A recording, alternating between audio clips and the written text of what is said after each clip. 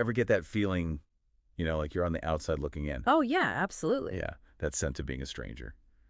Well, that's kind of the heart of what we're diving into today. Ooh, sounds intriguing. You shared a book with us, Strangers in Another Country. Ah, yes, by Lawrence G. Taylor. Exactly. It's a collection of stories about Caribbean expats navigating life in 1960s London and Stockholm. Fascinating period. So much change happening then. It is.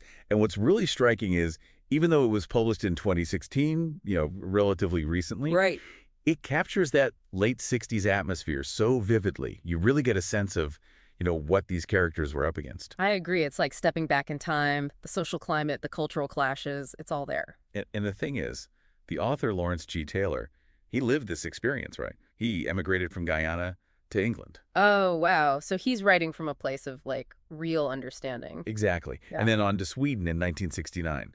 So he's not just telling stories, he's sharing a piece of himself Yeah. and a community that's often overlooked. That's what makes it so powerful, I think. That authenticity. You can just feel it in his writing. Absolutely. And speaking of the characters, we've got Betty, Binky, Charlie, and Moby. A real mix of personalities there. Right. And Taylor calls them marginal men of color. Marginal men of color. That's a phrase that makes you think, doesn't it? It does. It's not your typical, expat tale. This was a time when racial tensions were high. Colonial legacies cast long shadows, right? Absolutely. And being a person of color added another layer of complexity to their experience, I imagine. So let's unpack that a bit. Marginal men of color. What does that actually mean for them in the context of these stories? It's about being doubly displaced, I'd say. Strangers in a new country, yeah, but also on the margins of their own communities. Right. So not fully accepted in either place. Exactly. They're caught between two worlds, never fully belonging to either. It's this Yeah. constant feeling of being an outsider. And how does that play out in their lives, this double displacement? Are there specific examples? Oh, definitely. Think of Betty, for instance. She's always seeking connection, but she keeps hitting these invisible walls. Like there's this scene where she's at a party and everyone's dancing, having a good time, Okay, yeah. and no one asks her to dance. It's subtle, but it speaks volumes about the isolation she feels. It's like she's surrounded by people, yet Yeah. utterly alone. That image is so powerful. It is, and that brings us to the themes of loneliness and alienation that run through the entire book. Right, you really feel that sense of isolation. But is it mostly driven by external factors, like you said, societal barriers? Well, it's partly that, for sure. But there's also this internal struggle that many of them face. Internal struggle. Okay. Take Charlie, for example. He's haunted by choices he made back home, the things he left behind, the could-have-beens. Ah, so it's like a weight he carries with him. Exactly. And that internal turmoil, it fuels his alienation, makes it even harder to connect with others, even those who share similar experiences. It's like Taylor saying, sometimes we're our own worst enemy, right? That's a deep way to put it. But yeah, I think there's some truth to that. We build walls around ourselves. That's a heavy thought. Yeah. And then you add another layer, right? This unrequited love theme that pops up throughout the stories. Right. Adds a whole other level of complexity. Is it just about romantic longing, or is there something deeper at play?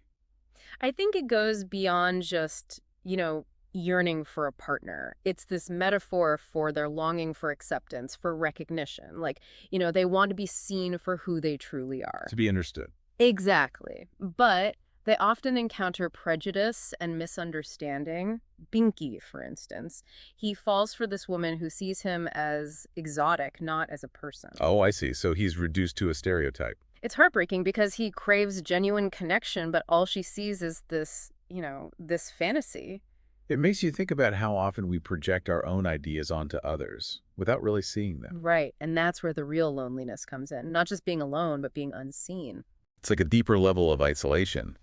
And what strikes me, reading these stories is there's this lack of solidarity between the characters. You'd think, they'd find support in each other, right? You would, wouldn't you? But it's almost like everyone's struggling in their own little silo. Why is that? Well, it's a complex situation. And it's not uncommon, actually, in immigrant communities. There's competition for jobs, for housing, even for recognition. Right, so they're all vying for the same limited resources. Exactly. They're all fighting for a piece of the pie. And sometimes that comes at the expense of unity, Plus, they come from different islands, different backgrounds, so there's cultural friction, too. It's ironic, isn't it? They're united by their outsider status. You'd think that would bring them together. Right, but yet so divided internally. It's such a poignant reflection of, I don't know, the human condition. It is. It shows how complex our relationships can be, especially when we're all navigating such uncertain terrain. We talked about humor earlier, though, Mhm. and I'm curious, how does Taylor use humor in a story that's essentially about displacement and disillusionment? Well, it's not like, laugh out loud humor. It's more subtle, Hmm. often observational. Okay. It's in the way they poke fun at the quirks of their new homes. Hmm. The cultural clashes, the misunderstandings. Those everyday absurdities. Yeah, like in one scene, Moby's trying to explain cricket to a Swedish coworker. Oh, that sounds like a recipe for disaster. It is, and it's hilarious. Yeah. But it's not slapstick, It's this Yeah. wry, knowing kind of humor. It acknowledges the absurdity of their situations. So it's about finding the lightness in the darkness, a way to cope with the struggles. Precisely. It's a reminder that even in the midst of hardship, you can find moments of joy in the little things, in the shared human experience. That's a good point. It's about finding those moments that connect us, even when everything else seems to be pulling us apart. Exactly. It's about recognizing our shared humanity. And ultimately, I think it's fair to say, aren't they all searching for a better life? I think that's at the heart of it, yeah. But what does that even mean for these characters? I mean, is it the same for everyone? Yeah. And do they actually find it? Well, that's the central question, isn't it? A better life is different for each character. For Betty, it's about love and acceptance. Right. While Binky craves financial security and status, the markers of success. It's different for each of them. And their journeys are not easy. They're riddled with setbacks, with moments of despair. But there are also these glimmers of hope, small victories along the way. It's not a fairy tale ending. No, it's not. Whether they achieve their own definition of a better life, that's left open-ended. It makes you think. It does. It forces you, the reader, to really grapple with the complexities of their experiences, to ask yourself, what does a better life even mean? Exactly. And I think that's the beauty of the book. It leaves you with more questions than answers. Mm-hmm. So, as we wrap up this deep dive, what are the big takeaways? What has Strangers in Another Country taught us? It's a powerful reminder, I think, that the immigrant experience, while unique to each individual, carries these universal themes: resilience, adaptation.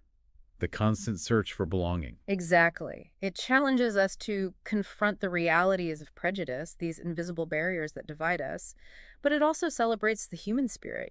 Right. The ability to find humor and connection even in the most challenging circumstances. It's a testament to the power of the human spirit to adapt and find meaning, even when feeling like a stranger in a strange land. It really makes you think about what it means to be human, to connect with others, to find a place where you belong. And that, I think, is what makes this book so relevant even today. We live in a world where more and more people are on the move, seeking new opportunities, new beginnings. And facing similar challenges, I imagine. Absolutely. And Taylor's stories offer a window into those experiences, reminding us of the shared humanity that binds us all together. It's a book that stays with you long after you finish it. And it makes you wonder, if you were in their shoes, how would you navigate those challenges? What choices would you make? It's a question worth pondering, isn't it? Absolutely. It's a testament to Taylor's skill as a storyteller that he leaves us with more questions than answers, prompting us to examine our own biases, our own assumptions about the world. I couldn't agree more. It's a powerful read, and I highly recommend it to anyone who wants to understand the human experience on a deeper level. Well said. Well, thanks for joining me today on this deep dive into Strangers in Another Country. Until next time, keep exploring, keep questioning, and keep connecting. Always a pleasure. And remember, the world is full of stories waiting to be discovered.